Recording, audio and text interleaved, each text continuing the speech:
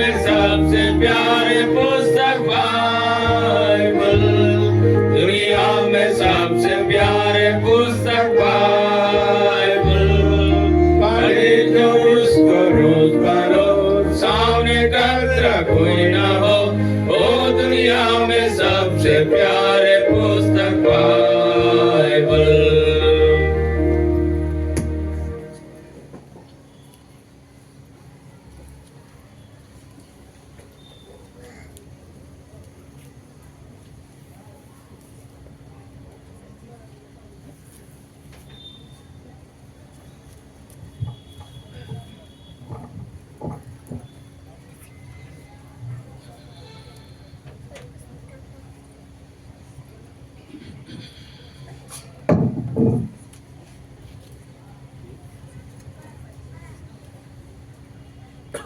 దేవుని స్తోత్రాలు.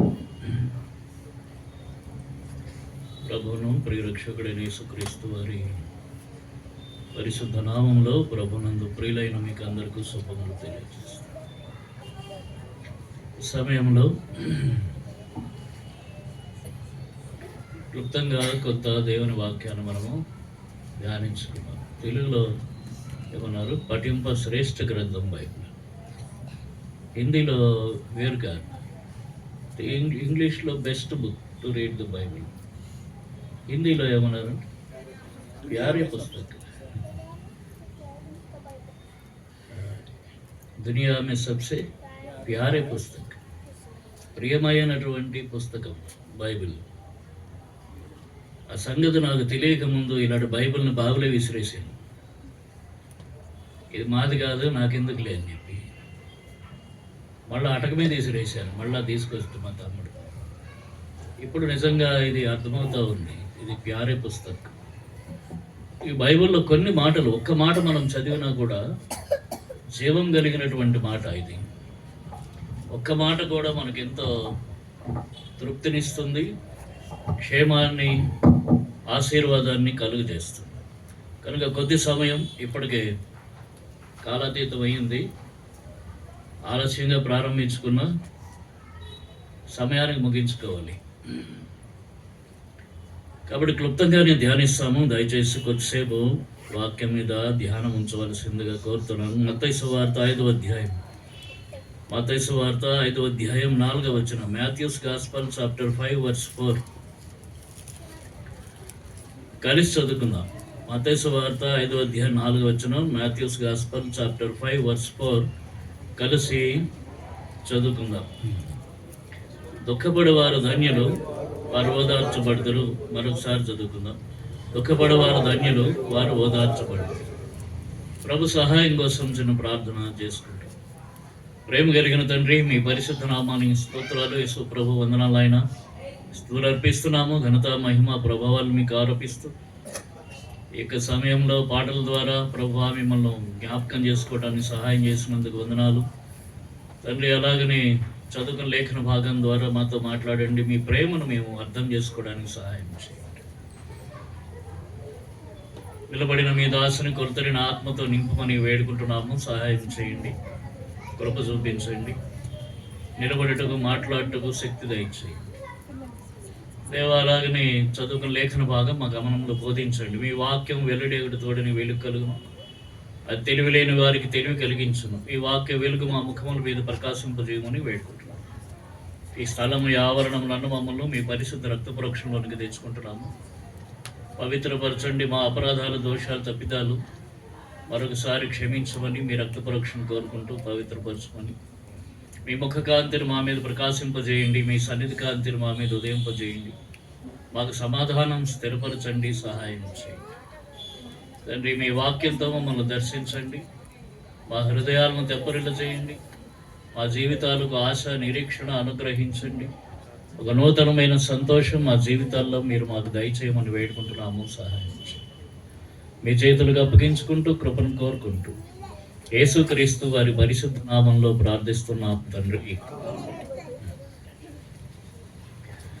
అలా చదువుకున్న భాగంలో ప్రభు చెప్పినటువంటి అమూల్యమైన మాట, దుఃఖపడేవారు ధన్యులు, వారు ఓదార్చబడతారు. దుఃఖపడని వారు ఎవరు ఉన్నారు? అసలు మానవుడు పుట్టిన దగ్గర నుంచి పుట్టగానే వాడైనా నవ్వుతూ పుడుతున్నాడా? పుట్టడంతో ఏడుస్తున్నాడు. ఏడుపు కారణం ఏమిటంటే ఒక్కొక్కరు ఒక్కలా చెప్తారు. ఏది కానివ్వండి, పుట్టగానే ఏడుస్తున్నాడు. ఇప్పుడు పుట్టడమే దుఃఖంతో జన్మ, జీవితం ప్రారంభమవుతుంది, దుఃఖంతోనే ప్రారంభమవుతుంది. దుఃఖపడే వారిని ధన్యులు అంటున్నాడు బైబిల్లో. ఇది యేసు ప్రభు వారు పలికిన మాట. దుఃఖపడిన వాడు ధన్యుడే ఎట్లా అవుతాడు? బ్లెస్డ్ ఆర్ ది ఏమనుంది? దే దట్ ఆర్ మోర్న్ అని ఉంది. మోర్న్, దుఃఖపడేవాడు ధన్యుడు. యేసు ప్రభు వారు చెప్పాడు, దుఃఖపడేవాడు ధన్యుడు, వాడు ఓదార్చబడతాడు. అయితే ఎవడు ధన్యుడు దుఃఖపడేవాడు అంటే, యేసు ప్రభు వారి దగ్గరకు వచ్చినటువంటి వాడు దుఃఖంతో, పిల్లలు మాట్లాడకండి, వీళ్ళకి సండే స్కూల్ పెడితే బాగుంటుందేమో. దుఃఖపడి వారు ధన్యులు, వారు ఓదార్చబడతారంటే ఎవరు దుఃఖపడతారు, ఎవరు ధన్యులంటే దుఃఖంతో యేసు ప్రభు దగ్గరికి వచ్చిన వారు ధన్యులు. లేదా దుఃఖపడి వారి దగ్గరికి, ఎవరి దగ్గరికి యేసు ప్రభు వారు వస్తున్నారో వారు ధన్యులు. యేసు ప్రభు దగ్గరికి వెళ్ళటం ఎలాగో అందరికీ తెలియదు, కానీ దుఃఖపడుతున్న వారి దగ్గరికి రావటం ఎట్లనో యేసు ప్రభు వారికి తెలుసు. కొంతమంది ఈ విషయాలు ఇక్కడ చూద్దాం. చూడండి, మత్తయి సువార్త 9వ అధ్యాయంలో యేసు ప్రభు ఒక ఇంటికి వెళుతున్నాడు.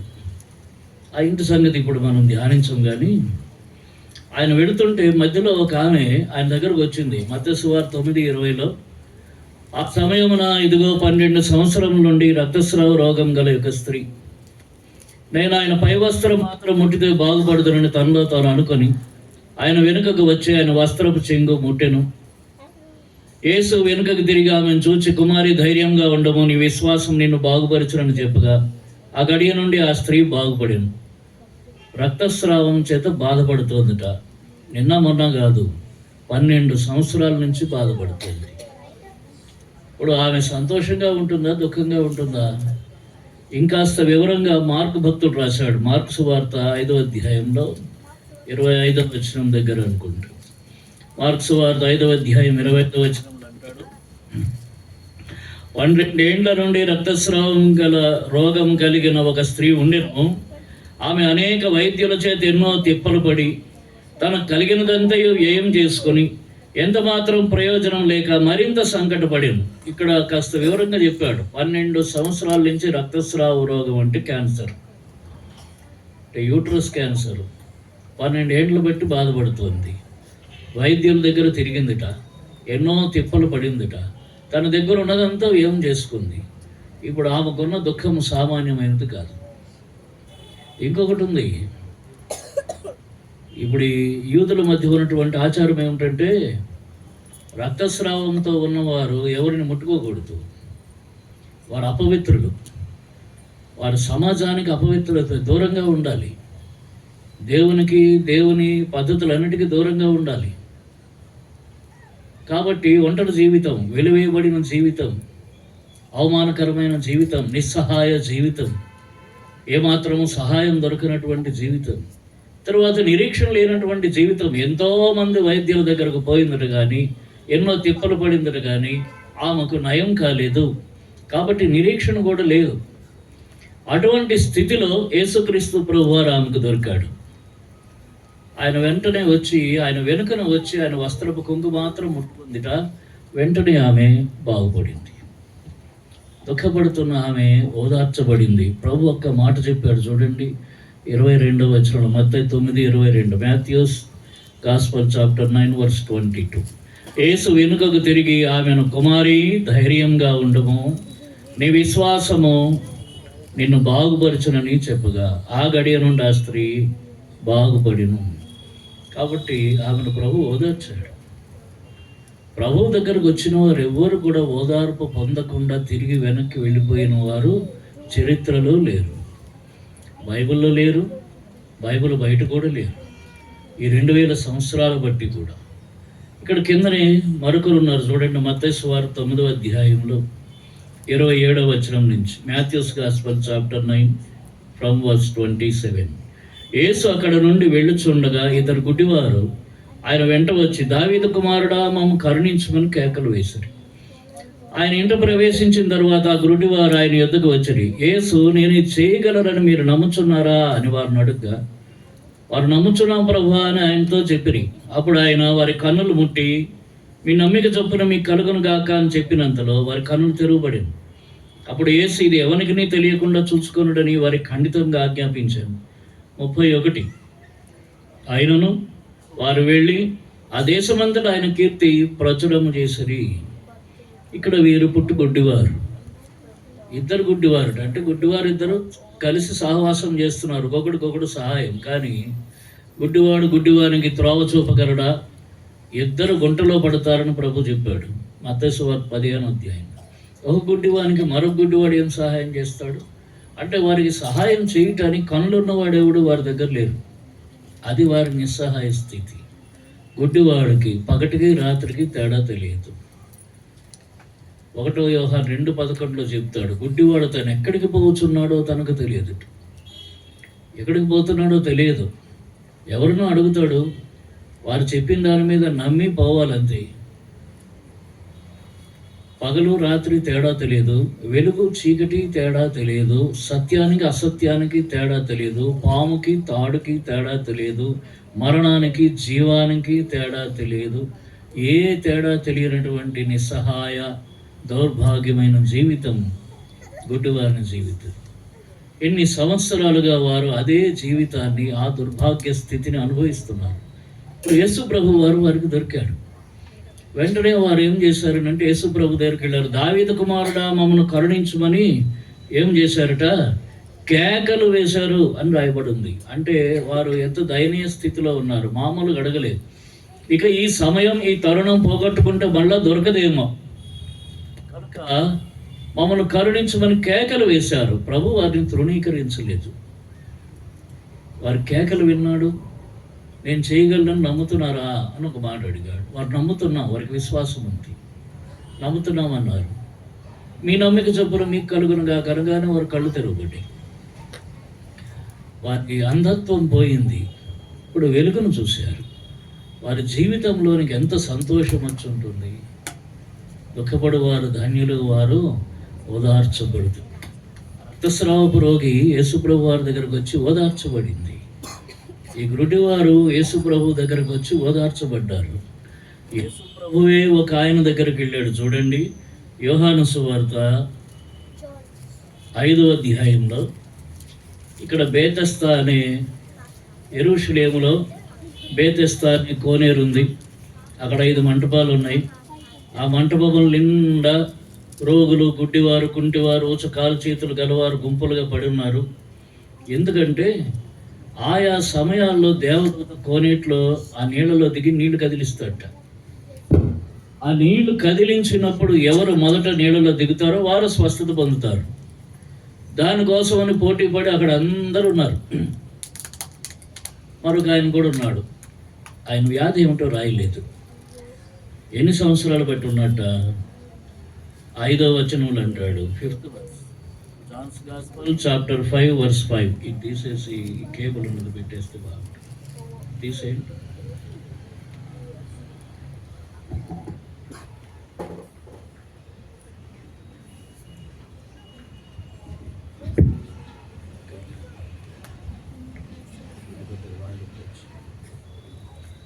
Johne's gospel chapter 5 verse 5. అక్కడ 38 ఏండ్ల నుండి వ్యాధి గల ఒక మనుష్యుడు ఉండేను. ఆ వ్యాధి ఏమిటో రాయలేదు, కానీ ఎప్పటి నుంచి వ్యాధి అంటే 38 ఏళ్ల నుంచి ఉందిట. అక్కడే పడి ఉన్నట్టు. యేసుప్రభు వారు వాని దగ్గరికి వెళ్ళారు. వాడు రాలేడు యేసుప్రభు దగ్గరకు. తర్వాత యేసుప్రభు ఎవరో వానికి తెలియదు. యేసుప్రభు వారి ద్వారా వానికి స్వస్థత వస్తుంది, వాని జీవితం బాగుపడుతుంది, వాని దుఃఖం నయమవుతుంది, ఆ సంగతి కూడా వానికి తెలియదు. ప్రభువే వాని దగ్గరికి వెళ్ళి ఏమన్నారో చూడండి 6వ వచనంలో. యేసు వాడు పడి ఉండడు చూసి, వాడు అప్పటికి బహుకాలం నుండి ఆ స్థితిలో ఉన్నాడని ఎరిగి, స్వస్థపడి కోరుచున్నావా అని వాడిని అడుగ్గా, ఆ రోగి, అయ్యా, నీళ్లు కదిలించినప్పుడు నన్ను కోనేటిలోకి దించుటకు నాకు ఎవడనూ లేడు గనుక నేను వచ్చినంతలో మరి ఒకడు నాకంటే ముందుగా దిగురని ఆయనకు ఉత్తరం ఇచ్చాను. వానికి ఎవడూ లేట.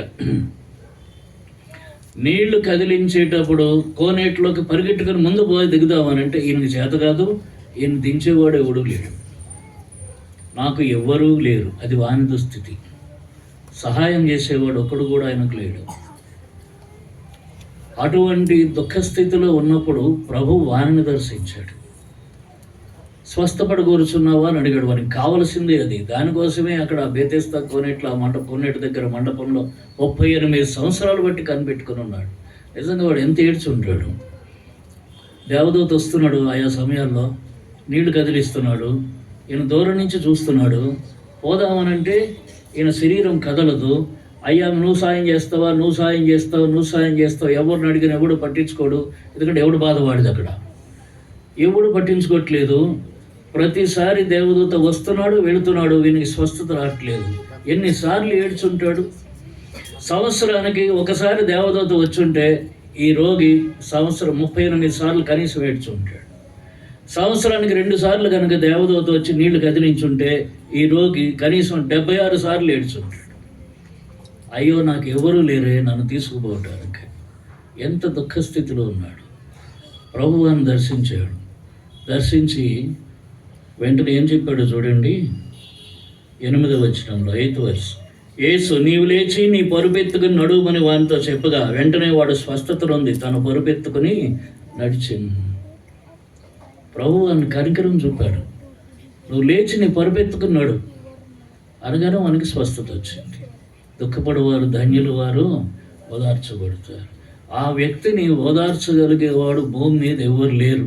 వాని చుట్టుపక్కల వానికి తెలిసిన వాళ్ళు కనీసం అక్కడ ఎవడన్నా వానితో కూడా ఉండి ఈసారి ఖచ్చితంగా నీకు సాయం చేస్తా, నేను ఉంటానని ఉన్నవాడు వాని బంధువుల్లో లేడు, వాని స్నేహితుల్లో లేడు, వానికి తెలిసిన వారిలో లేడు, తెలియని వారిలో లేడు. కానీ ప్రభువు ఉన్నాడు. వాని దుఃఖాన్ని సంతోషంగా మార్చాడు. అందుకనే యోబు గ్రంథం 5వ అధ్యాయం 11వ వచనం చదువుతారు ఎవరన్నా? యోబు 5:11. Job chapter 5 verse 11. ఎవరన్నా చదవండి.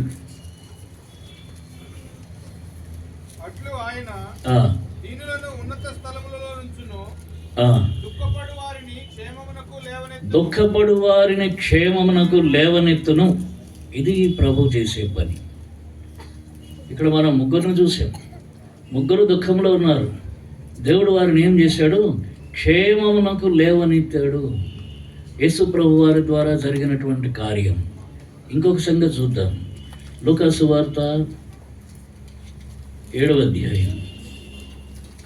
లూకా సువార్త 7వ అధ్యాయం 11వ వచనం నుంచి. Luke's gospel chapter 7 from verse 11. వెంటనే ఆయన ఒక ఊరికి వెళుచుండగా ఆయన శిష్యులు బహుజన సమూహమును ఆయనతో కూడా వెళుచుండేది. ఆయన ఊరి గవిని వద్దకు వచ్చినప్పుడు చనిపోయిన ఒకడు వెలుపలికి మోసుకొని పోబడుచుండెను. అతని తల్లికి అతడొక్కడే కుమారుడు, ఆమె విధవరాలు. ఆ ఊరి జనులు అనేకులు ఆమెతో కూడా ఉండిరి. ప్రభు ఆమెను చూసి ఆమె యందు కనికరపడి 7 వద్దన ఆమెతో చెప్పి దగ్గరకు వచ్చి పాడెను ముట్టగా మోయిచున్న వారు నిలిచిరి. ఆయన చిన్నవాడా లేమని నీతో చెప్పుచున్నాననగా ఆ చనిపోయిన వాడు లేచి కూర్చుండి మాట్లాడసాగెను. ఆయన అతని తల్లికి అప్పగించాను. ఎవడో చనిపోయాడు, ఒక యవనస్తుడు. పాడగట్టి మోసుకుపోతున్నారు. ఆ వెనకన తల్లి ఉంది. ఆ తల్లికి ఆయన ఒక్కడే కొడుకు, ఆమె విధవరాలు, భర్త లేదు, కొడుకు చనిపోయాడు. ఆ పరిస్థితి చూడండి. ప్రభు ఎటువంటి వారిని దర్శిస్తున్నాడంటే ఒంటరి వారిని దర్శిస్తున్నాడు, నిస్సహాయ స్థితిలో ఉన్న వారిని దర్శిస్తున్నాడు, నిరాశలో ఉన్న వారిని దర్శిస్తున్నాడు, నిరీక్షణ లేని వారిని దర్శిస్తూ ఉన్నాడు, ఏ సహాయము ఎవ్వరు లేని వారిని తాను దర్శిస్తూ ఉన్నాడు. అందుకోసం ప్రభు ఈ లోకంలోనికి వచ్చాడు. అందుకని అన్నాడు, దుఃఖపడవారు ధన్యులు, వారు ఓదార్చబడతారు. ఎటువంటి దుఃఖమైనా కానివ్వండి, దుఃఖంలో ఉన్నవారిని ఓదార్చడానికే యేసుక్రీస్తు ప్రభు వారు ఈ లోకంలోనికి వచ్చాడు. ఆ వ్యక్తి చనిపోయాడు, వాడిని పాడగట్టి మోసుకుపోతూ ఉన్నారు. ఈ పాడను తీసుకుపోయిన తర్వాత ఈ మోసుకుపోతున్న వారు కూడా వానితో కూడా వెళ్ళరు. ఆ తర్వాత ఆయన ఒక్కడే వెళ్ళాలి. ఆ ప్రయాణం అది తిరుగురాని ప్రయాణం, మరలా తిరిగి రాడు. ఎక్కడికి పోతున్నాడు అంటే దేవుని వాక్యంలో ఉంది. ప్రసంగి గ్రంథం 12వ అధ్యాయం 7వ వచనంలో. ఎవరికైనా గుర్తుందా? ప్రసంగి 12:7. మొన్నైనది వెనుకటి వల్లనే మరలా భూమికి చేరును. ఆత్మ తాను దయచేసిన దేవుని యొద్దకు మరలా పోవును. కాబట్టి ఒకడు చనిపోతే వారి ఆత్మ దేవుని దగ్గరకు వెళ్తున్నది అంటే దేవుని దగ్గర స్థిరంగా ఉండటానికి, సంతోషించటానికి కాదు. మన్నైనది వెనుకటి వల్లనే మరలా భూమికి పోతుంది. చనిపోయిన వాడు మట్టిలో కలిసిపోతాడు. తర్వాత ఆత్మ వెళుతోంది. ఆత్మతో ఇంకా ఏం వెళుతున్నదో చూడండి. తిమోతికి రాసిన మొదటి పత్రిక 5వ అధ్యాయము 24వ వచనం. 1వ తిమోతి 5:24. కొందరి పాపములు తేటగా బయలుపడి న్యాయపు తీర్పునకు ముందుగా వెళుచున్నవి, మరికొందరి పాపములు వారి వెంట వెళుతున్నాయి. చనిపోయిన వాడు ఒక్కడే పోవట్లేదు. ఇక్కడ మోసేవారు, ఏడ్చేవారు, కాల్చేవారు, పూడ్చిపెట్టేవారు వీరందరూ కూడా ఇక్కడ వదిలేస్తారు. అందరూ మళ్ళీ చేతులు దులుపుకుంటారు. అక్కడే చేతులు కడుక్కునేవాడు కడుక్కుంటాడు, స్నానం చేసేవాడు చేస్తాడు, లేనివాడు లేదు, ఇంటికి వస్తాడు. ఆ తర్వాత కొన్ని దినాలు వాడి గురించి జ్ఞాపకం ఉంచుకుంటారు, తర్వాత మర్చిపోతారు. కానీ చనిపోయి వెళ్ళిపోతున్న వాడిని విడిచిపెట్టకుండా వెళ్ళేవి కొన్ని ఉన్నాయట. కొందరి పాపములు తేటగా బయలుపడి న్యాయపు తీర్పునకు ముందుగా వెళుతున్నాయి, మరికొందరి పాపములు వారి వెంట వెళుతున్నాయి. ముందు వెళ్ళే పాపాలు, వెనక వెళ్ళే పాపాలు. బహిరంగంగా చేసే పాపాలు ముందు వెళ్ళిపోతూ ఉన్నాయి, రహస్యంగా చేసే పాపాలు వెనక నిలుతూ ఉన్నాయి. దేవుని దగ్గరికి వెళ్తే వీటన్నిటిని తీసుకుని పోతూ ఉన్నాడు అన్నమాట. కాబట్టి సంఖ్యాకాండంలో చెప్తాడు, నీ పాపమే నిన్ను పట్టుకుంటుంది. పాపం తీసుకుపోయి అప్పచెప్తా ఉన్నది. ఎవరికైనా ఎక్కడి నుంచి వచ్చారని అంటే కేర్ ఆఫ్ అడ్రస్ మా వెనకనున్నాడు అని చెప్తారు. మీరు ఎక్కడి నుంచి వచ్చారని మాకంటే ముందు వచ్చాడు కదా ఆయన తాలూకా మేమని చెప్తాయి పాపాలు. ఏం పాపాలు? చాలా ఉన్నది. పరిశుద్ధ బైబిల్ గ్రంథంలో పాపముల యొక్క లిస్టు కావలసినంత ఉంది. మార్కు సువార్త 7వ అధ్యాయం 21వ వచనంలో లోపల నుండి అనగా మనుషుల హృదయంలో నుండి దురాలోచనలను, జారత్వములను, దొంగతనమును, నరహత్యలను, వ్యభిచారమును, లోభములను, చెడుతనమును, కృత్రిమమును, కామ వికారమును, మత్సరమును, దేవదూషణయు, అహంభావమును, అవివేకమును వచ్చును. ఈ చెడ్డవన్నీ లోపల నుండి బయలు వెళ్ళి మనుష్యుని అపవిత్రపరుస్తున్నాయి. పాపానికి నీనా భేదం లేదు, జాతి, కులము, మతము భేదం లేదు. నేను క్రైస్తవ కుటుంబంలో పుట్టాను, పాపం నన్ను ఏం చేయదని అనుకోవటానికి లేదు. పాపం ఎవరికైనా పాపమే, దేవునికి పక్షపాతం లేదు. ఈ చెడ్డవన్నీ లోపల నుండి బయలు వెళ్ళి దురాలోచన, దొంగతనములు, జారత్వం, వ్యభిచారం, లోభం, చెడుతనం, కృత్రిమం, కామవికారం, మత్సరం, ఈర్ష, అసూయ, ద్వేషం, కోపం, క్రోధం, పగ, అహంభావం, అవివేకం. ఏం లేకపోయినా అహంకారం ఉంటుందా? నాకెవడు చెప్పాలా అనుకుంటా. నేను ఎప్పుడు అలాగే అనుకునేవాడిని. నాకెవడిని ఏమి చెప్పనిచ్చేవాడిని కాదు, నేనే చెప్పాలి ఎవరికన్నా అనుకునేవాడిని చిన్నప్పటి నుంచి. అహంకారం, అవివేకం, ఏమి తెలుసుకోకపోవటం, తెలియదు అనుకోవటం, తెలియకుండా ఉండటం, ఇవన్నీ పాపమేట. ఇవి చెడ్డవన్నీ లోపల నుండి బయట వెళ్ళే మనుషుని అపవిత్రపరుస్తుంది. ఎక్కడున్నాయారు ఇవన్నీ అంటే బయట ఎక్కడో లేవు, లోపల నుండి అనగా మనుష్యుని హృదయములో నుండి అని ముందు చెప్పాడు. ఈ చెడ్డవన్నీ బయటకు వస్తాయి. మానవుని హృదయము పాపపు కర్మాగారం. గుర్తుంచుకోండి, మానవుని హృదయం, a man's heart is a factory of sin. Man కానివ్వండి, ఉమెన్ కానీ, మానవుని హృదయమే పాపపు కర్మాగారం. ఏదైనా మనం ఒక వస్తువు తయారు చేయాలంటే దానికి ఒక రా మెటీరియల్, ఒక ముడిసరుకు వేయాల. వేస్తేనే ఏదైనా తయారవుతుంది, వస్తువు తయారవుతుంది. కానీ ముడిసరుకు లేకుండా తయారయ్యేటటువంటి నాణ్యమైన వస్తువు ఏమిటంటే పాపం. దానికి ఏ ముడిసరుకు లోపల వేయక్కర్లేదు. కానీ లోపల నుంచి మాత్రం చక్కగా కావలసినన్ని రకాలలో అందచందాలతో రంగురంగులుగా పాపం బయటకు వస్తూనే ఉన్నది. లోపల నుంచి బయటకు వచ్చి హృదయంలో నుంచి, కళ్ళలో నుంచి వస్తుంది, ముక్కులో నుంచి వస్తుంది, నోట్లో నుంచి వస్తుంది, చేతుల్లో నుంచి వస్తుంది, కాళ్ళలో నుంచి వస్తుంది, శరీరంలో నుంచి వస్తుంది. ప్రతి రంధ్రంలో నుంచి కూడా పాపం బయటకు వస్తూనే ఉంది మానవునికి. వీడు పాపి.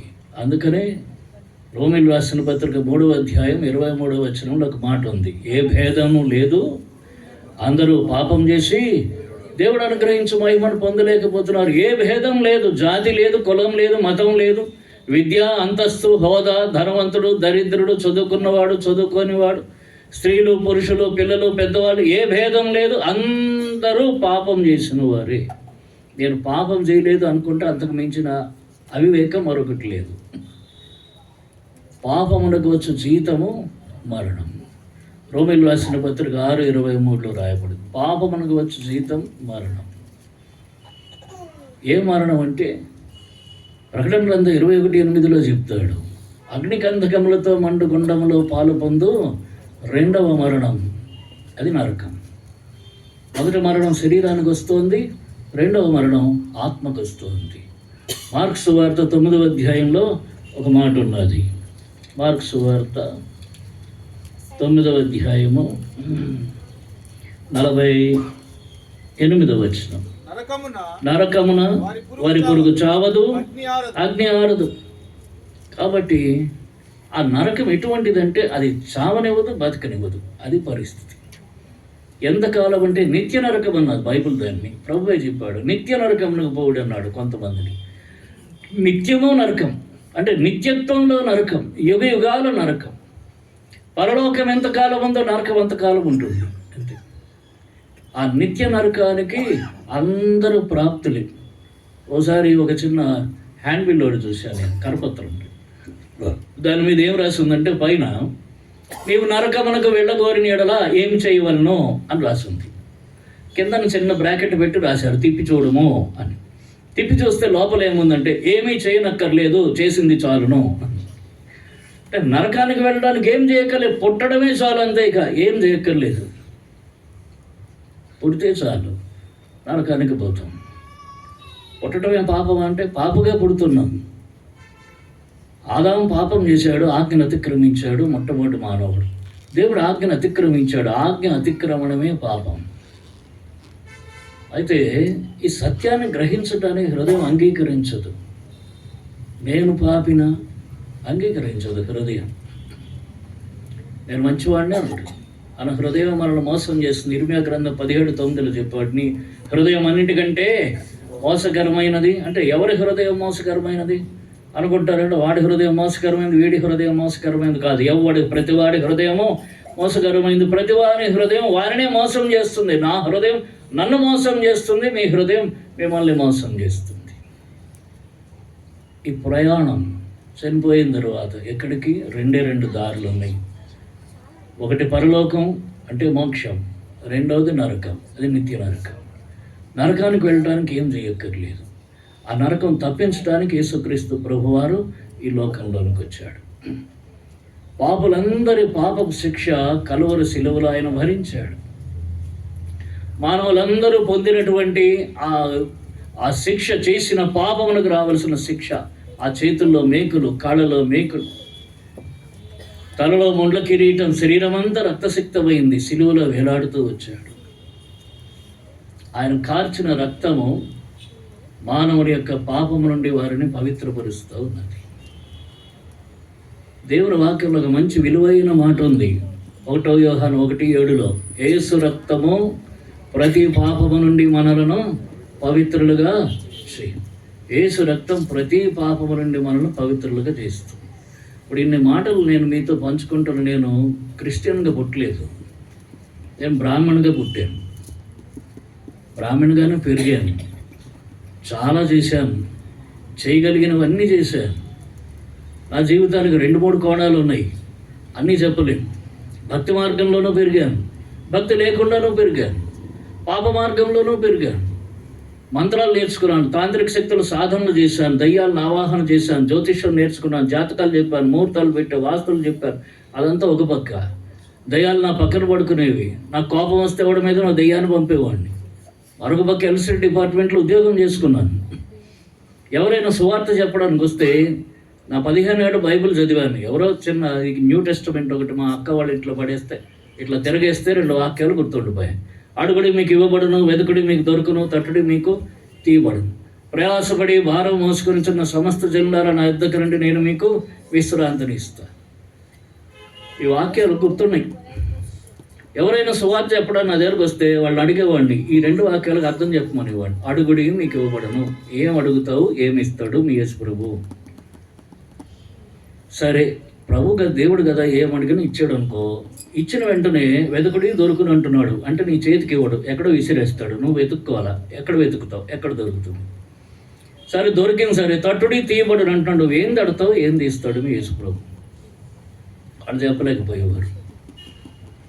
ప్రయాసపడి భారం మోసుకొనుచున్న సమస్త జనులారా నా యుద్ధకు రండి, మీకు విశ్రాంతిని ఇస్తాడు. ఏ భారం తీసేస్తాడు మీ యేసు ప్రభు అని అడిగేవాడిని. అది చెప్పలేకపోయారు. మరి ఏం చెప్పదామని వచ్చి నీకే తెలియదు, నాకేం చెప్పడానికి బైబిల్ సంఖ్యలో పెట్టుకుని వచ్చేవాడిని, వాడిని తిట్టేవాడిని. దేవుడు ఎక్కడున్నాడో తెలుసా? దేవుడు ఎక్కడున్నాడో తెలుసా? నీవార సూకవత్తన్వీత పీతాభాస్వత్వడుపమ తస్య శిఖాయా మధ్య పరమాత్మ వ్యవస్థిత. ధాన్యపు గింజ మొన పరిమాణంలో నీ శిఖకు మధ్య భాగంలో ఇంటిక్కడ దేవుడు ఉన్నాడు. నీలో ఉన్న దేవుడు నువ్వు చూడలేవు, కానీ ఎక్కడ ఉన్న దేవుడు నాకు చూపిస్తావా అని ఇంకా రకరకాల శ్లోకాలు చెప్పి అవి చెప్పి వాళ్ళని నానా రకాలుగా హింసించి అవమానపరిచి పంపించేవాడిని. మా తమ్ముడు ఒకడు ఉండేవాడు, మా ఇంట్లో నుంచి వెళ్ళిపోయాడు. వాడి ఇంట్లో ఉన్నప్పుడు బైబిల్ తెచ్చాడు, బావిలో విసిరేసాను. మళ్ళా తెచ్చాడు, అటక మీద విసిరేసాను. నాకు ఇదంటే చాలా అసహ్యం ఉండేది. ఒకప్పుడు ఇష్టపడేవాడిని కాదు. కాలం గడుస్తూ వచ్చింది. ఈ దేశంలో ఆ దినాల్లో నేను 35-40 సంవత్సరాల క్రితం మాట చెప్తాను, ఇప్పటిది కాదు. ఈ దేశంలో హిందువులు తప్ప ఎవడు ఉండకూడదు, క్రిస్టియన్ని తరిమి కొట్టాలనుకునేవాడిని. అప్పటి నా ఆలోచన అది. ఒక దినం వచ్చింది నా జీవితంలో, చూడటానికి బాగున్నాను నేను. ఉద్యోగం ఉంది, భార్య ఉంది, పిల్లలు ఉన్నారు, సమాజంలో గౌరవం ఉంది, గవర్నమెంట్ డిపార్ట్మెంట్లో జాబ్ చేస్తున్నాను, నాకేం తక్కువ లేదు, అన్నీ ఉన్నాయి. కానీ ఒకటే లేదు, మనశ్శాంతి. 20 ఏట తండ్రి చనిపోయాడు, 25 ఏట మేనమామ చనిపోయాడు మామగారు, 27 ఏట ఉన్న ఒకే ఒక తమ్ముడు ఇల్లు వదిలిపెట్టి వెళ్ళిపోయాడు, 34 ఏట మా తల్లి క్యాన్సర్తో చనిపోవటానికి సిద్ధంగా ఉంది. స్నేహితులు లేరు, శత్రువులు సంపాదించుకున్నాను కానీ స్నేహితులను ఒక్కడిని సంపాదించుకోలేకపోయాను. ఎటు సిద్ధాంతాల వల్ల. ఇప్పుడు నా గుండెలో ఉన్నట్టు గూడు కట్టుకున్నటువంటి బాధ, కన్నులు దాటినటువంటి కన్నీరు, గొంతు దాటినటువంటి ఆవేదన చెప్పుకోవడానికి పంచుకోవడానికి మనిషి లేడు. ఆ స్థితికి వచ్చినప్పుడు ఒక రోడ్డు మీద నిలబడ్డాను విశాఖపట్నంలో, ఆసిల్మెట్ అప్ అనే రోడ్లో. ఆ రోడ్డు మీద నిలబడి అప్పుడు మనసులో అనుకున్నాను, నాకు దిక్కెవరు, నాకు మనశ్శాంతి ఎక్కడ లభిస్తుంది? ఇన్ని సంవత్సరాలుగా చేసిన పూజలు జపాలు ధ్యానాలు ఏమైపోయాయి? దేవతలందరూ ఏమైపోయారు? నాకు మనశ్శాంతి ఎక్కడ లభిస్తుంది? నాకు దిక్కెవరు అంటే ఒక మెల్లని స్వరం నా కుడి చెవి దగ్గర ఆకాశంలో నుండి మెల్లగా వినిపించింది, నువ్వు యేసు ప్రభువుని ఆశ్రయించు, నీకు మనశ్శాంతి లభిస్తుంది. అప్పుడు అనుకున్నావు, యేసు ప్రభువా నువ్వు నిజంగా దేవుడు అయి ఉండి నాకు మనశ్శాంతి ఇస్తే నేను నీకోసం బతుకుతాను, ఇంక ఈ జీవితం అంతా నేను అలసిపోయాను, నాకు వద్దనుకున్నాను. మరలా హాస్పిటల్ రూమ్కి వెళ్ళాను. మా అమ్మగారు అచేతనంగా ఉన్నది. అక్కడ కుర్చీ వేసి కూర్చొని చిన్న ప్రార్థన చేసుకున్నాను. యేసు ప్రభువా అడుగుడి మీకు ఇవ్వబడును అన్నావు, ఏం అడగాలో తెలియదు, నాకు మనశ్శాంతి ఇవ్వు. ప్రయాసపడి భారం మోసుకొనుచున్న సమస్త జనులారా నా యొద్దకు రండి, నేను మీకు విశ్రాంతిని ఇస్తానన్నావు. నా భారం అధికంగా ఉంది. అప్పటికి 3 సార్లు సూసైడ్ చేసుకుందాం అనుకున్నాను. నా భారం అధికంగా ఉంది, చనిపోవాలనుంది, నాకు మనశ్శాంతి ఇవ్వు. ఏ వాక్యాలు నేను తృణీకరించానో, ఏ వాక్యాలు పట్టుకొని క్రిస్టియన్లందరినీ హింసించానో, అవమానపరిచానో, ఏ వాక్యం ఉన్న బైబిల్ని నేను బావిలో విసిరేసానో అదే వాక్యం నాకు మనశ్శాంతికి మార్గం చూపించింది, ప్రభువును ప్రార్థన చేసుకోవడానికి మార్గం చూపించింది. నేను వాక్యాన్ని తృణీకరించాను, వాక్యం నన్ను తృణీకరించలేదు, అందుకు నేను ధన్యుడయ్యాను. నేను వాక్యాన్ని అవమానపరిచాను, వాక్యం నన్ను అవమానపరచలేదు. వాక్యాన్ని నేను వద్దన్నాను, వాక్యం నన్ను వద్దనలేదు. 20 సంవత్సరాల తర్వాత కూడా అదే వాక్యం నన్ను వెంటబెట్టి నన్ను పట్టుకొని హత్తుకొని నాలో కార్యం చేసింది. ఈ వాక్యం ఎంత ప్రేమ కలిగినది. అందుకని ఇందాక హిందీలో మాట నాకు చాలా నచ్చింది. ఏమన్నారు అది? సబ్సే ప్యారే పుస్తక్ బైబిల్. ప్రియమైన కాదు, ప్రేమించే పుస్తకం బైబిల్. ప్రేమించేది వాక్యం. మనం తృణీకరిస్తాం, అది తృణీకరించదు. ఆ వాక్యం నన్ను తృణీకరించింది. నన్ను ప్రేమించి ఆ వాక్యం నా దగ్గరకు వచ్చి ఆ చిన్న ప్రార్థన నా హృదయ భారం అంతా తీసివేసి, ఎవరో నా భారం అంతా ఇంకెవరో మోస్తున్నారు, నాకు ఇక ఏమీ బాధ లేదు, గొప్ప నెమ్మది, సంతోషం నా హృదయంలోకి వచ్చింది. నా 8 వేళ్ళకి 8 జాతిరాలు ఉంగరాలు, ముఖాన్న 3 బొట్లు, మెడలో రుద్రాక్షమాల, స్ఫటికమాల, తులసిమాల, అదేదో సీజన్కి వేసుకునేది కాదు. ఇప్పుడు 24 గంటలు ఉండేవి, రాత్రి పడుకున్నప్పుడు కూడా ఉండేవి. ఇవన్నీ తీసేసి చర్చికి వెళ్ళాను. వెళ్ళిన తర్వాత ఒక వాక్యం నా కనులు తెరిచింది. యోహాను సువార్త 3వ అధ్యాయం 3వ వచనం. John's gospel chapter 3 verse 3. ఎవరైనా చదువుతారా? యోహాను సువార్త 3వ అధ్యాయం 3వ వచనం. అందుకు యేసు అతనితో ఒకడు క్రొత్తగా జన్మించితేనే గాని అతడి దేవుని రాజ్యం చూడడని నీతో నిశ్చయంగా చెప్తున్నాను. నాకు ఒక ఆశ ఉండేది, ఏమిటంటే చనిపోతే మోక్షానికి వెళ్ళిపోవాలి, మళ్ళీ జన్మెత్తకూడదు. జాతస్యు ధ్రువ మృత్యు ధ్రువం జన్మ మృతస్య చ. చిన్నప్పటి నుంచి వింటున్నాను, చదువుతున్నాను. పుట్టినవాడు చనిపోతాడు, చనిపోయినవాడు మళ్ళీ జన్మెత్తాడు. నేను ఏ జన్మెత్తాను అంటే కార్తీక పురాణం నాకు సమాధానం చెప్పింది. ఈ బ్రాహ్మణుడు గత జన్మలో పాపం చేసి ఈ జన్మలో కుక్కగా పుట్టిను అని ఉంది. అయితే ఇప్పుడు నేను కుక్క జన్మ పడతాను నెక్స్ట్. ఇది తప్పించుకోవాలి ఎట్లన్నా. ఇది కాకపోతే ఇంకా నక్కో, పిల్లో, కోచో, పందో ఏదో ఒకటి. ఇవన్నీ ఎందుకు? జన్మరాహిత్యం పొందాలి అంటే నాకు సరైన సమాధానం దొరకలేదు. ఒక శ్లోకం నాకు సమాధానం చూపించింది. సత్యమేవేశ్వరో లోకాన్ సత్యధర్మ ప్రతిష్ఠిత సత్యమూలాని సర్వాణి సత్యము నాస్తి పరంపదం. సత్యమేవ ఈశ్వరో, సత్యమే భగవంతుడు. అసత్యమైనది భగవంతుడు కాదు. సత్యం నాస్తి పరంపదం. సత్యం ద్వారా తప్ప పరమపద మోక్షం లేదు. మరి ఈ సత్యం ఎవరు? నాకు ఆ సత్యం ఎక్కడ కనబడలేదు. నేను పూజిస్తున్న దేవుళ్ళు, దేవతలు అనేకమైనటువంటి రూపాలు, ప్రతిరూపాలు. ప్రతి దానిలో ఏదో ఒక లోపం. ఒక దానిలో అబద్ధం, ఒక దానిలో మాయ, ఒక దానిలో ఓటమి. ఈ సత్యం ఎవరు? రోడ్డు మీదకి వస్తే ఒక వాక్యం కనిపించేది, నేనే మార్గము సత్యము జీవము, నా ద్వారా తప్ప ఎవడు తండ్రి ఎద్దుకు రాడు, యేసు అని ఉండేది. నమ్మొచ్చు కదా? నేను నమ్మలేదు. చిన్నప్పుడు మా అమ్మని అడిగాను, అమ్మ బైబిల్లో ఏముంది అంటే, పాత నిబంధన గ్రంథం, కొత్త నిబంధన గ్రంథం 2 గ్రంథాలు ఉన్నాయి. పాత నిబంధన గ్రంథం అంతా సత్యం, కొత్త నిబంధన గ్రంథం అంతా అసత్యం అని చెప్పింది మా అమ్మ. ఆమెకు ఎవరు చెప్పారో ఏమో తెలియదు. అదే నమ్మాను నేను. కాబట్టి ఆ వాక్యం కూడా నమ్మలేదు. చర్చికి వచ్చినప్పుడు ప్రభు నా కనులు తెరిచాడు. ఆయన వాక్యం వెలుగు నా ముఖం మీద, నా మరణేత్రం మీద ప్రకాశించింది. ఒకడు క్రొత్తగా జన్మించితేనే కానీ దేవుని రాజ్యమును చూడడు. ఏంటి క్రొత్తగా జన్మించడం? ఈ జన్మ పాపపు జన్మ. ఈ పాపపు జన్మతో చనిపోతే పాపమును వచ్చి జీతం మరణం, నరకానికి పోతాడు.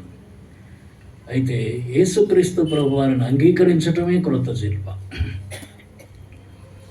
ఒకడు నీటి మూలముగాను ఆత్మ మూలముగాను జన్మించితేనే కానీ దేవుని రాజ్యంలో ప్రవేశించలేడని నీతో నిశ్చయముగా చెప్తున్నాను. యోహాను సువార్త 3:5. ఆ మాటలతో నా చిరకాల వాంఛ నెరవేరింది. 1999 ఫిబ్రవరి 16వ తారీఖు నా ప్రభు దగ్గర నా పాపములు ఒప్పుకున్నాను. ప్రభు నన్ను క్షమించండి, మీ రక్తంతో కడగండి, పవిత్రపరచండి. నా ప్రతి పాపము ప్రభు దగ్గర ఒప్పుకున్నాను. అందరి మధ్యన ఒప్పుకున్నాను. ప్రభు నా పాపాలు క్షమించాడు, తన రక్తంతో కడిగాడు, పవిత్రపరిచాడు. ఒక గొప్ప వెలుగు నా హృదయంలో ప్రవేశించి నా హృదయమంతా వెలుగుమయం చేసింది. గొప్ప సంతోషం నా సొంతమైంది. దుఃఖపడువారు ధన్యులు, వారు ఓదార్చబడుదరని. నా సంవత్సరాల దుఃఖం, అది 1 సంవత్సరం కాదు, 2 సంవత్సరాలు కాదు, దశాబ్దాల దుఃఖం ఆ దినం ఓదార్చబడింది. ఆ దినం నుంచి మళ్ళీ దుఃఖానికి హేతువు లేదు. నేనేదైనా తప్పులు చేసుకుంటే దుఃఖపడాలా? ప్రభు సర్వకాల సర్వ అవస్థల్లో ఆ రీతిగానే ఉన్నాడు. యోహాను హెబ్రీయులకు రాసిన పత్రిక 13:8 ఒక మాట ఉన్నది. హీబ్రూస్ చాప్టర్ 13 వర్స్ 8 చదువుతారు ఎవరన్నా? Hebrews chapter 13 verse 8. యేసుక్రీస్తు నిన్న నేడు ఒకటే రీతిగా ఉన్నాడు. యేసుక్రీస్తు నిన్న నేడు ఒకటే రీతిగా ఉన్నాడు. అవును, యుగయుగములకు ఒకటే రీతిగా ఉండను. 2000 సంవత్సరములకు పూర్వం బైబిల్లో రాయబడినటువంటి యేసు ప్రభువారు అక్కడ ఎట్లా ఉన్నాడో ఈ దినం కూడా అలాగనే ఉన్నాడు. ఆయనలో మార్పు లేదు. అలాగనే పనిచేస్తూ ఉన్నాడు. రక్తస్రావ రోగిని దుఃఖాన్ని ఓదార్చిన దేవుడు, గుడ్డివారి కళ్ళు తెరిచి వారిని ఓదార్చిన దేవుడు, తరువాత 38 సంవత్సరాలుగా తెలియని రోగంతో బాధపడుతూ పడి ఉన్నటువంటి ఒంటరి వారిని, నిరీక్షణ లేనటువంటి నిరాశతో కుంగిపోయినటువంటి వారిని స్వస్థపరిచి ఓదార్చిన దేవుడు, ఈ నాయనను ఊరిలో చనిపోయినటువంటి ఆ కుమారుని తిరిగి లేపి అతని తల్లికి అప్పగించి ఆమెను ఓదార్చినటువంటి దేవుడు ఈ దినం మన మధ్య సజీవంగా ఉన్నాడు. అందుకనే అక్కడ ప్రకటన గ్రంథం 1:17 చెప్తాడు, ఇదిగో నేను మరణించితను కానీ యుగయుగములో సజీవుడనై ఉన్నాను. ఆయన సజీవుడై ఉన్నటువంటి దేవుడు ఈ దినం కూడా అట్లనే పనిచేస్తున్నాడు తన ఆత్మ ద్వారా. ఆ దినం వ్యక్తిగా పనిచేశాడు, ఈ దినాల్లో ఆత్మగా పనిచేస్తున్నాడు. దుఃఖపడేవారు ధన్యులు, వారు ఓదార్చబడతారు. ఓదార్చబడటమే కాదు, వారు ఇతరులను ఓదార్చేవారుగా మారుతారు. ఇక్కడ చూడండి, ఈ గుడ్డివారు ఏం చేశారట? మత్తయి సువార్త 9వ అధ్యాయంలో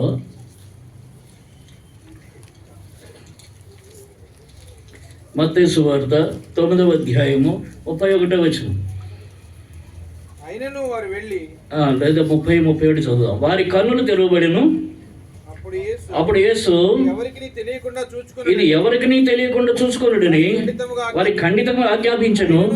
31 అయినను వారు వెళ్ళి ఆ దేశమంతటా కీర్తి ప్రచురం చేసిరి. ఇప్పుడు ఈ ఇద్దరు గుడ్డివారు అందరి దగ్గరికి పోయి వాడు చేసి చెప్పారంటే, అయ్యా యేసు ప్రభువు అని ఆయన ఒక ఉన్నాడు, ఆయన మిమ్మల్ని బాగు చేస్తాడు.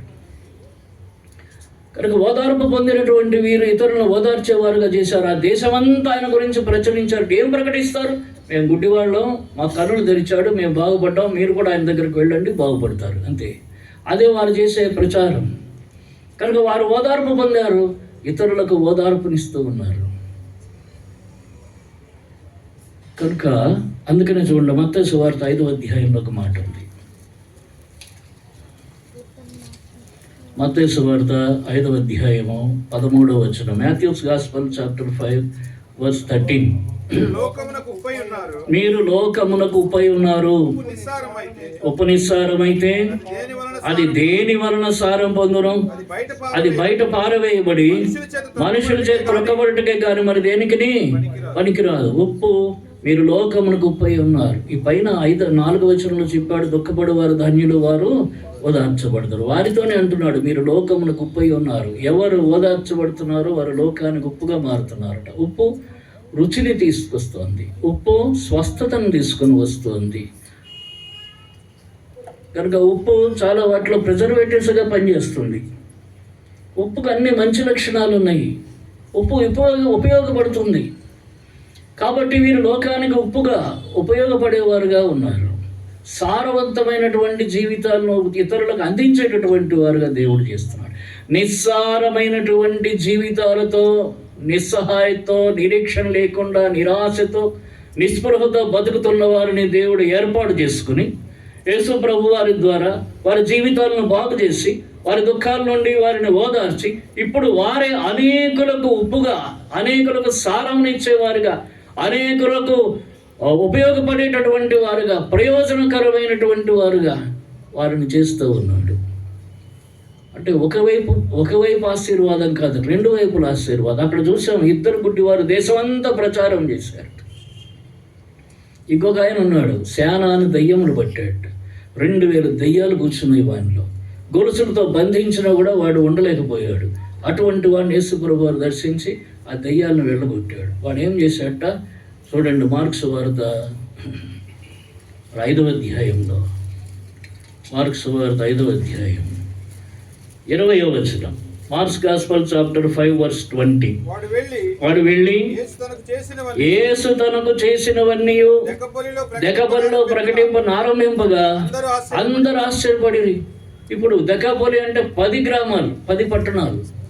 వారు ఆ దేశం అంతా చేశారు. నేను 10 పట్టణాలు పోయి ప్రకటిస్తున్నాడు. ఏంటి, దయ్యాలు పట్టేసయ్యా నా జీవితం, నా బతుకు, వరస్ట్ బతుకు. ఆ యేసు ప్రభు వారు నన్ను బాగు చేశాడు. చూసిన వారందరూ ఆశ్చర్యపోతున్నారు. ఒక సమరయ స్త్రీ ఉంది, 5 భర్తలను మార్చుకుంది. ఆరో భర్త కూడా ఆమె భర్త కాడు. అటువంటి ఆమెను ప్రభు అన్నాడు, నేనే మెస్సయ్యను, నేనే రక్షకుడు అంటే ఆమె అంగీకరించింది. ఆ కొండ విడిచిపెట్టింది. ఆ తరువాత ఊరిలోనికి వెళ్ళింది. యోహాను సువార్త 4వ అధ్యాయం. నేను చేసినవన్నీ నాతో చెప్పిన ఈయనను చూడడి, ఈయన క్రీస్తుగాడు అనగానే ఆ ఊరంతా ఆమె వెనకను వచ్చి యేసు ప్రభువును చూసి అంగీకరించారుట. ఆమె శాపాస్పదమైనటువంటి జీవితం, అపహాస్యాస్పదమైనటువంటి ఆమె జీవితం, ఒంటరి జీవితం, ఎవరు గౌరవించినటువంటి జీవితం ఇప్పుడు అనేకులను యేసు ప్రభు దగ్గరకు నడిపించే సాధనంగా ఆ గ్రామానికి ఉప్పుగా మారింది. దుఃఖపడేవారు ధన్యులు, వారు ఓదార్చబడుదురు. అంతేకాదు, ఓదార్చబడిన వారు ఏమవుతున్నారు? లోకానికి ఉప్పుగా మారుతారు. ప్రియమైన సహోదరుడా, సహోదరి, ఈ యేసు ప్రభు ఒక మతానికి, ఒక జాతికి దేవుడు కాదు. నేను కూడా చిన్నప్పటి నుంచి అట్లా అనుకునేవాడిని. యేసుక్రీస్తు అందరికీ ప్రభు అని బైబిల్లో ఉంది. తరువాత ఎవరు ప్రభు దగ్గరకు వస్తున్నారు వారిని దేవుడు ఓదారుస్తున్నాడు. ప్రభు దగ్గరకు రాలేకపోయిన వారిని ప్రభువే వారి దగ్గరకు వచ్చి ఓదారుస్తున్నాడు. ఈ రాత్రికాలం ఒకవేళ నువ్వు ఏ దుఃఖంలో ఉన్నావో, ఒకవేళ నువ్వు మారుమనసు పొంది ఉండొచ్చు, విశ్వాసమై ఉండొచ్చు, అనేక సంవత్సరాలుగా విశ్వాసగా కొనసాగుతూ ఉండొచ్చు, కానీ ఇంకా ఏదో దుఃఖం నిన్ను పీడిస్తూ ఉండొచ్చు. కుటుంబ సంబంధమైనదో, వ్యక్తిగత సంబంధమైనదో, ఇంకే సంబంధమైనదో, హృదయ సంబంధమైనదో, శరీర సంబంధమైనదో. అయితే వాక్యం మాత్రం ఎంతో స్పష్టంగా మాట్లాడుతోంది. దుఃఖపడేవారు ధన్యులు, వారు ఓదార్చబడుదురు. నిన్ను ఓదార్చడానికి యేసుక్రీస్తు ప్రభు వారు ఈ రాత్రికాలం నీతో మాట్లాడుతున్నాడు. నీవు ధైర్యంగా ఉండు, ప్రభు వైపు చూడు, నీ సమస్య పరిష్కరింపబడుతుంది.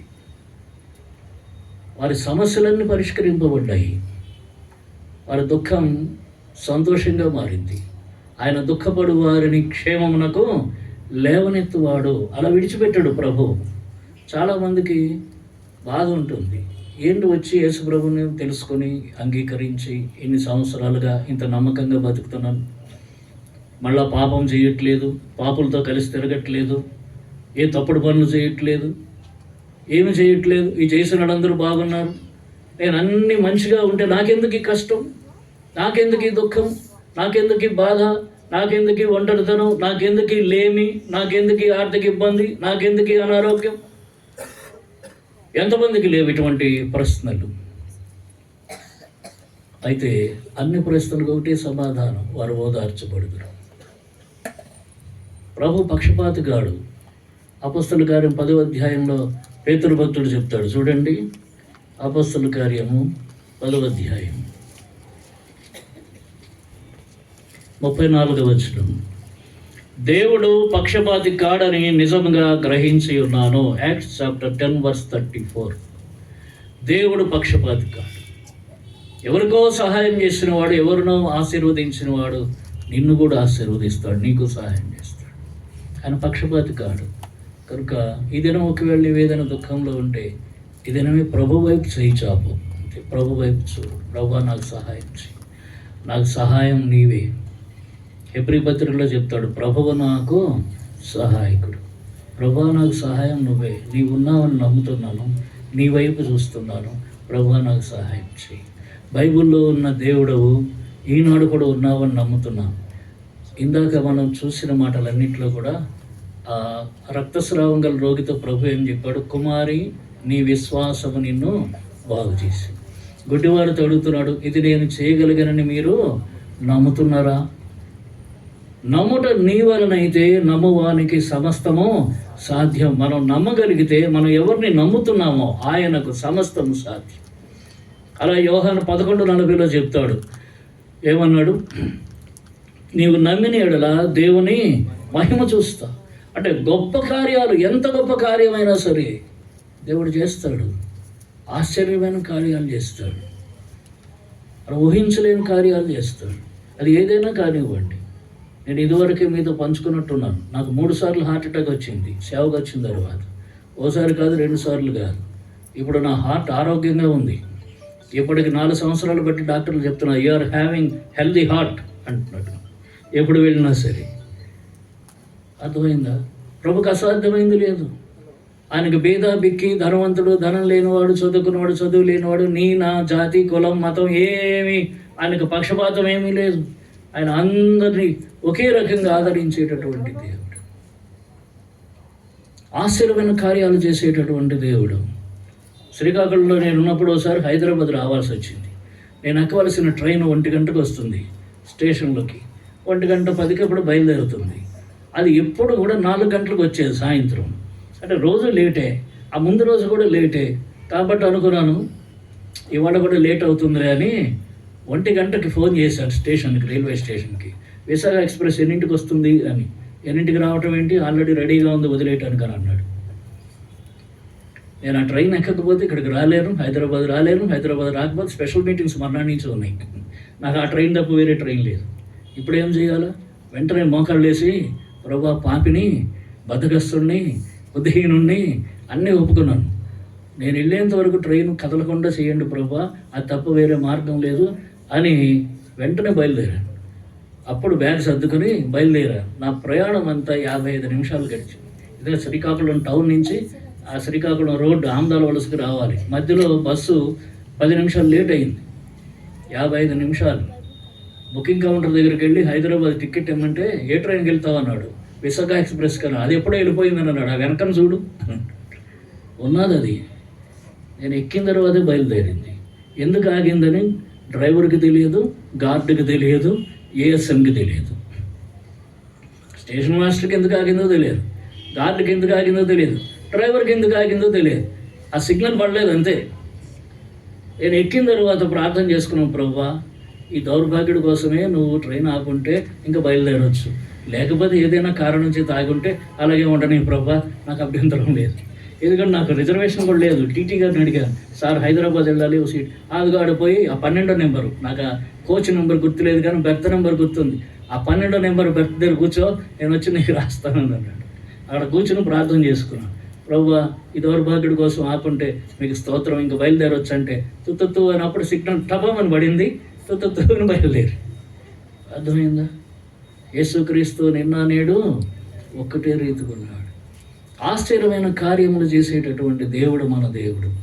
ఆయన మనం ఎంత నమ్మితే అంత ఆయన మహిమను మనం చూడగలుగుతాం. కాబట్టి ఈ దినం ఇంకా ఏదైనా నిరాశ, కృంగుదల, వేదన, చిన్నది కానీ పెద్దది కానీ ఏ విషయం కానీ నేను కృంగదీస్తూ ఉంటే ఈ దినం ప్రభు వైపు చూడు. నీవు ఓదార్చబడాలి, నీవు అనేకులను ఓదార్చాలని, నీవే లోకమునకు ఉప్పుగా, నీవున్న ప్రదేశంలో నీవున్న జనుల మధ్య అనేకులకు ఉప్పుగా, వారికి సారవనిచ్చేటటువంటి వ్యక్తిగా, వారికి సంతోషాన్ని ఇచ్చేటటువంటి వ్యక్తిగా, వారిని ఓదార్చేటటువంటి వ్యక్తిగా నేను చేయాలని దేవుడు నీ పక్షంగా ఆశ కలిగి ఉన్నాడు. కనుక ఆ ఆశ నీవు తీర్చాలన్నది దేవుని యొక్క ఉద్దేశం. కనుక ఇదని ఒక తీర్మానం, ప్రభువా ఈ లోకాన్ని గొప్పగా నేను ఉండాలని నువ్వు నన్ను ఏర్పాటు చేసుకున్నావు. నేను ఇంకా నా బాధలో, నా యొక్క ఈటి బాధల్లో, నా దుఃఖంలో నేను పొల్లాడుతూ నేను నీ ఉద్దేశాలు నెరవేర్చలేకుండా ఉన్నాను. నన్ను క్షమించు, నువ్వు నన్ను ఓదార్చు, నేను అనేకులను ఓదార్చే పాత్రగా నీ చేతిలో ఉంటాను. ఈ నూతనమైన తీర్మానంతో ఈ సమయాన్ని మనం ముగిస్తే దేవుని నామానికి ఎంతో మహిమ కలుగుతుంది. అలాగన ప్రభు సహాయం చేయను గాక.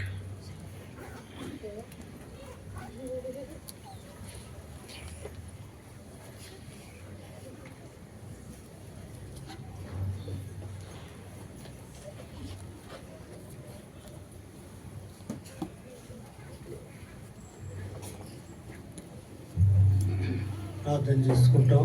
దయచేసి కళ్ళు మూసుకోండి, తలలు వంచండి, ప్రార్థన చేసుకుంటాం. దయామైనటువంటి మా తండ్రి, సర్వోన్నతుడైన మా దేవా, ఈ పాదములకు వందనాలు, స్తుతులు చెల్లించుకుంటున్నాం. ఒకప్పుడు దూరస్థులంగా, అయోగ్యులంగా, ఆపిత్తులంగా, పాపకోపంలో నశించిపోతున్న నన్ను, మమ్మల్ని వెదకి రక్షించుకున్న గొప్ప దేవ, నీకే వందనాలు, స్తుతులు చెల్లించుకుంటున్నాం. దుఃఖపడు వారు ధన్యులు, ఓదార్చబడుతారని నీ వాక్యం ద్వారా మాతో మాట్లాడుతూ వచ్చారు. నిజంగా దుఃఖంలో నీ దగ్గరికి వచ్చినప్పుడు నీవు ఆ యొక్క వ్యక్తిని సంధించి దుఃఖంలో నివారించే దేవుడుగా ఉన్నందుకు వందనాలు. పాప కోపంలో నశించిపోతున్న మమ్మల్ని వెదకి రక్షించినట్టు దేవుడు, ప్రతి ఒక్కరి పట్ల మీరు ఎంతో ప్రేమ చూపించే దేవుడుగా ఉన్నందుకు నేను నీ ఉన్నతమైన ప్రేమ అనురాగాన్ని బట్టి వందనాలు. నీ సమస్త వైభవాలు వదిలిపెట్టి దరిద్రులైన మా కొరకు ఈ లోకానికి రావడమే కాకుండా మా కొరకు సిలువలో రక్తము చిందించి చనిపోయి సమాధి చేయబడి తిరిగి లేచావు. నువ్వు కార్చిన రక్తము ద్వారా మాకు విమోచన, విడుదల, పాప క్షమాపణ, ఆ దుఃఖాన్ని నివారించే శక్తి మీరు మాకు అనుగ్రహిస్తూ వస్తున్నందుకై నేను స్తుతిస్తున్నాం. మేము లోకానికి ఉప్పుగా ఉండాలని మీరు మమ్మల్ని ఏర్పరచుకున్నారు. ఇంకా అలాంటి అనుభవం లేకుండా ఇంకా దుఃఖంలో కుమిలిపోతుంటే మరొకసారి మీ వాక్కు ద్వారా వారితో మాట్లాడండి. పాపమును క్షమించే దేవుడని మీరు మాకు తెలియజేస్తూ వచ్చారు.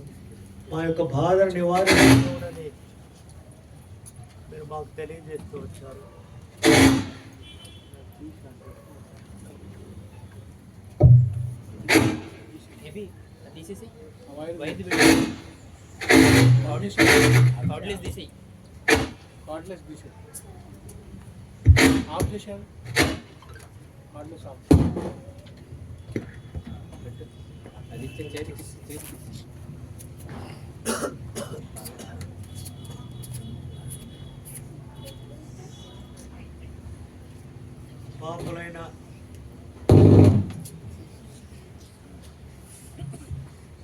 పాపులైన ప్రజల కొరకు రెండు చేతులు చాచి మా కొరకు మీరు ఆహ్వానిస్తున్నందుకు వందనాలు.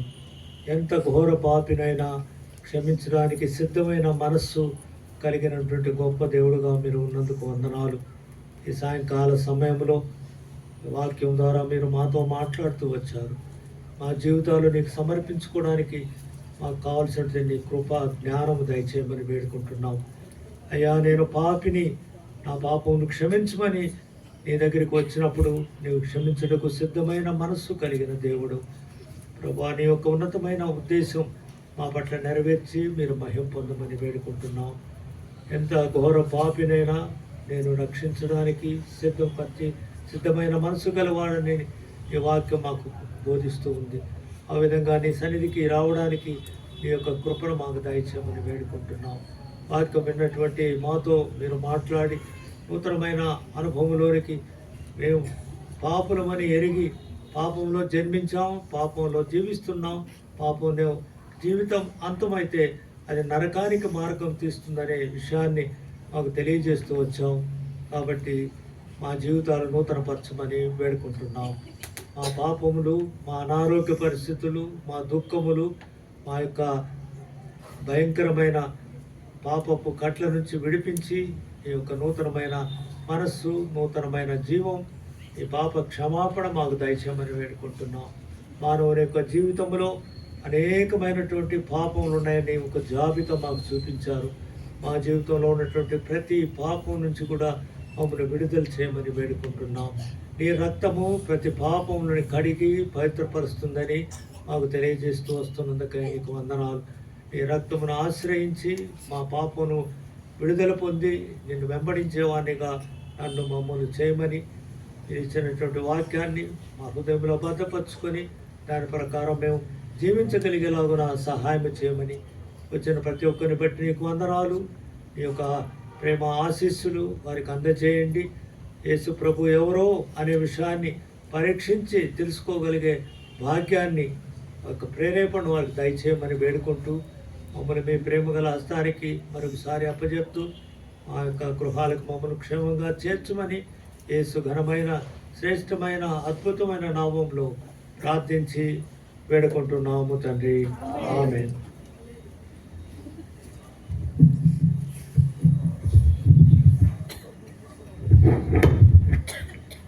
తండ్రి అయిన దేవుని దివ్య ప్రేమ, ప్రభు అయిన యేసుక్రీస్తు వారి అపారమైన కృప, పరిశుద్ధాత్మని యొక్క అన్యోన్య సహవాసం సోదరుడు శ్రీకాంత్ కుటుంబానికి, చేరువచ్చిన మనకును లోకంలో చెదిరిన సమస్త పరిశుద్ధులకు సదాకాలం తోడై ఉండడం గాక.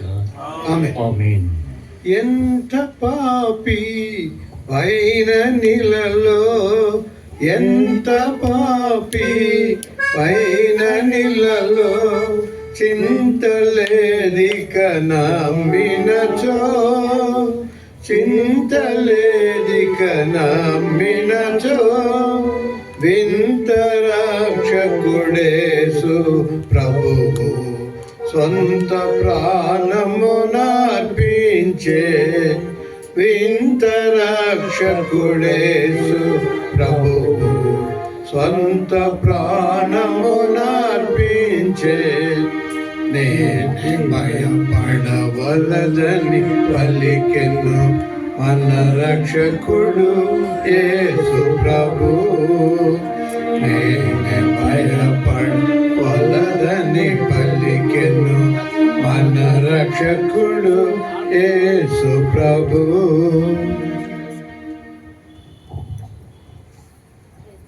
Praise the lord. ప్రభు నామమునందరికీ వందనాలు తెలియజేస్తుంటున్నాం. శ్రీకాంత్ గారు వచ్చి చివరి మాటలు తెలియజేయాలని మనం చేస్తున్నాం.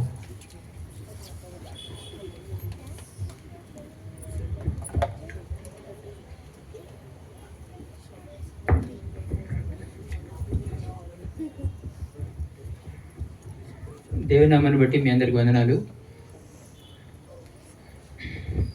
నన్ను ప్రేమించి వచ్చిన వాళ్ళందరిని బట్టి కూడా దేవుని నామాన్ని బట్టి వందనాలు చెల్లించుకుంటున్నాను.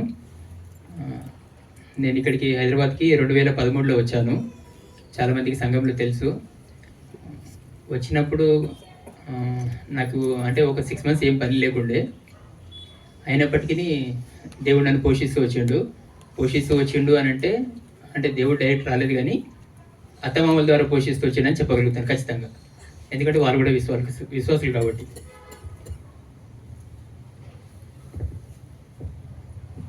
నాకు దుఃఖం తొందరగా వచ్చేస్తుంది, ఏమనుకోవద్దు. 6 నెలలు ఆ విధంగా ఉన్నాను. తర్వాత దేవుడు సాయం చేసి వచ్చిండు. ఏ విధంగా అంటే నేను మధ్యాహ్నానికి ఒకరోజు బెరాకకి వెళ్ళి ఉపవాసం ఉండి ప్రార్థన చేస్తూ వచ్చాను, ప్రభా నాకు వర్క్ కావాలి అని. మరుసటి రోజు నుంచి నాకు దేవుడు సాయం చేసి వచ్చిండు. ఇప్పటి వరకు కూడా వర్క్ విషయంలో ఎటువంటి లోటు లేదు. ఒక 6-7 years నేను ఒకరిని చేసుకున్నాను.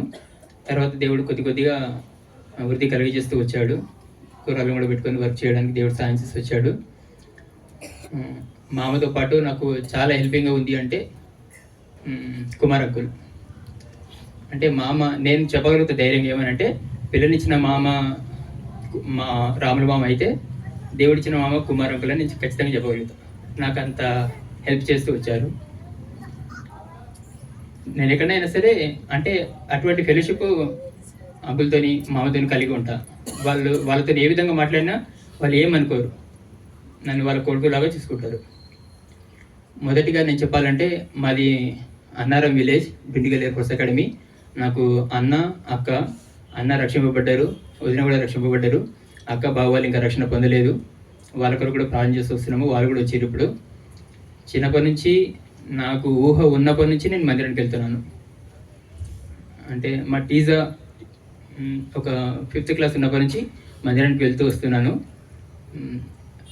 ఒక బ్రదర్ అన్నారు, నువ్వు అన్ని కుటుంబం నుంచి వచ్చిన వాడవని నేను అనుకోను, క్రైస్తవ కుటుంబం నుంచి వచ్చిన వాడవి అనుకుంటా. ఎందుకు అంటే చిన్నప్పటి నుంచి నువ్వు మందిరానికి వెళ్తున్నావు కాబట్టి నేను ఆ విధంగా భావిస్తాను నిన్ను అనేసి ఒక సహోదరుడు చెప్తూ వచ్చాడు. దేవుణ్ణి అసలు నేను మా అన్ననైతే దేవుని విడిచిపెట్టి అన్యుల్లో ఉండాలి ప్రజెంట్. ఎందుకు అంటే మా తల్లిదండ్రులు అసలు ఒప్పుకునేవారు కాదు, ఎంత మాత్రం కూడా ఒప్పుకునేవారు కాదు. నేను మందిరానికి ఏ విధంగా అలవాటు అయినాను అంటే మా అన్న ద్వారా, అన్న ఫ్రెండ్ ద్వారా ఆ విధంగా దేవుని తెలుసుకోగలిగినాం. మా నాన్నగారు చాలా ఇబ్బంది పెట్టేవారు, అయినప్పటికీ దేవుడు మమ్మల్ని విడిచిపెట్టలేదు. ప్రతిదినము ప్రతి ఆదివారం మందిరానికి వెళ్ళేవాళ్ళము. వెళ్ళిన రోజు ఇంట్లో చిన్న గొడవ ఉండేది. చిన్నదంటే అర్థం చేసుకోండి, చిన్న గొడవ ఉండేది. మళ్ళీ మరుసటి రోజు నుంచి నార్మల్ అయిపోయేవాళ్ళు. అయినప్పటికీ మళ్ళీ ఆదివారం అది మర్చిపోయేవాళ్ళం, ఎందుకంటే 1 week అయిపోయింది కదా, అది మర్చిపోయేవాళ్ళం, మళ్ళీ వెళ్ళిపోయేవాళ్ళం. ఆ విధంగా దేవుడు నడిపిస్తూ వచ్చిండు. మేము దేవుని కృపను బట్టి నేను 2005లో రక్షణ పొందుతూ వచ్చాను. 2008లో నాకు వివాహం జరిగింది. చక్కటి భార్యని దేవుడిచ్చాడు, చక్కటి అత్తమామని దేవుడిచ్చాడు. అంటే నేను చెప్పింది వాళ్ళు వింటారు, అది నాకు నచ్చింది. అత్తమామలు కూడా దేవుడు ఆ విధంగా సాయం చేసి వస్తున్నాడు. నేను బెరాకకు 2013 నుంచి వస్తున్నాను. అంటే నాకు చిన్నప్పటి నుంచి మందిరంలో పని చేయడం అలవాటు. బెరాకలో కూడా ఆ విధంగా ఏదో ఒక పరిచయం చేయడానికి దేవుడు నాకు సాయం చేసి వచ్చాడు. ఇప్పటికీ ఇక్కడికి 12 సంవత్సరాలు అవుతుంది హైదరాబాద్లో ఉండబట్టి. దేవుడు అన్ని విధాలుగా సాయం చేసి వచ్చాడు. లాస్ట్ ఇయర్ మీరందరూ కూడా హౌస్ ఎడ్యుకేషన్ కూడా వచ్చారు. దేవుడు ఆశీర్వాదం ఆ విధంగా ఇస్తూ వచ్చాడు. మెయిన్గా నాకు ఈరోజు ఏమీ స్పెషల్ మీటింగ్ ఏం లేదు. ఒక 3 months నుంచి నేను ప్లాన్ చేస్తూ వస్తున్నాను. 3 months నుంచి ప్రార్థన చేస్తూ వస్తున్నాను ఈ మీటింగ్ గురించి. దేవుడు ఈరోజు సమయం ఇచ్చిండు. అంటే మెయిన్గా గాస్పెల్ అందించడమే నా ఉద్దేశం, ఇంకా వేరే ఏం లేదు. పెట్టుకోవాలంటే ఇంకా 2 రోజుల తర్వాతనే ఒకటి ఉంది, కానీ దేవుడు ఇదే అవకాశం కలిగిస్తూ వచ్చాడు. అయినప్పటికీ పర్లేదు, గాస్పెల్ అందడం ఇంపార్టెంట్ కాబట్టి దేవుడి విధంగా సహాయం చేసి వచ్చాడు. సంఘ పెద్దల్ని బట్టి కూడా దేవునికి వందనాలు చెల్లించుకుంటున్నాను. సంఘాన్ని అంతని బట్టి కూడా దేవునికి వందనాలు చెల్లించుకుంటున్నాను. నన్ను ప్రేమించి వచ్చిన సహోదరులు అంకుల్ని బట్టి కూడా మీకు వందనాలు. ఇంకా అరగంట ముందు వచ్చింటే బాగుంటుండే అంకుల్. ఇంకొక 20 members దాకా రాలేదు. ప్రతి ఒక్కరిని ప్రత్యేకంగా ఇన్వైట్ చేస్తూ వచ్చాను. ఎందుకంటే అందరు నాకు ఇష్టమే కాబట్టి దేవుని వాక్యం వినాలని, రక్షణ పొందాలని నా యొక్క ఉద్దేశం.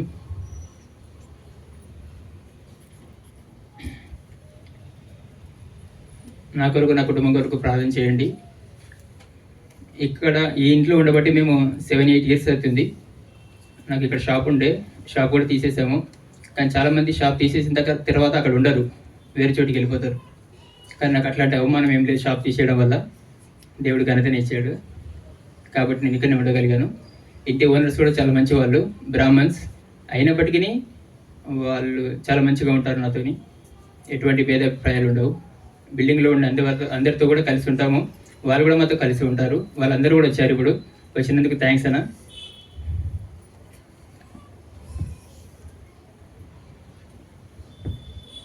సంఘ పెద్దలకు కూడా వందనాలు. మీ అందరి కొరకు భోజనాలు సిద్ధపరిచాము. మీరందరూ భోజనం చేసి మమ్మల్ని ఆశీర్వదించి వెళ్ళాలని కోరుతున్నాము. దేవనామానికి వందనాలు కలుగును గాక. ఆమేన్.